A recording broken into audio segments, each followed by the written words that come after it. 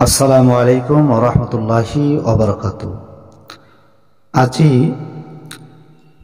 মই তোমাল্লার সামনত একেবারে তুই মই ভাষায় অর্থাৎ দেশীয় ভাষায় কথা কহে একটা বিষয়ে জানাই দিবা চাহাচু যে জুমার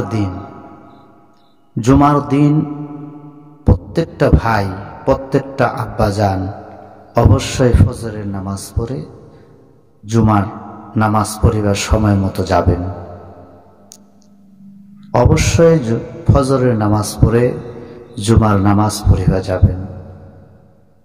যতই কাজ থাকুক, যতই ব্যস্ততা থাকুক, যতই তাল থাকুক, কিন্তু নামাজ হামাক পড়িবা লাগিবে। এটাই সত্য, এটাই বাস্তব। একবার অসুস্থ হয়ে দেখো, একবার বিছানায় পড়ে থাকো, তাহলে বুঝিবা পারিবেন। সেই সময় স্ত্রীরাও সহ্য করিবা পারিবা না, আর ছোঁয়াছটাও সহ্য করিবা পারিবা না।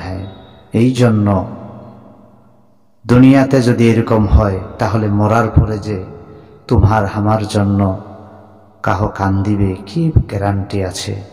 এই জন্য মুই ওই সকল ভাইগিলা কহিম, তোমরা যায় নামাজ ভুলে আছেন, সংসারের চাপত পড়ে নামাজটা ভুলেন না।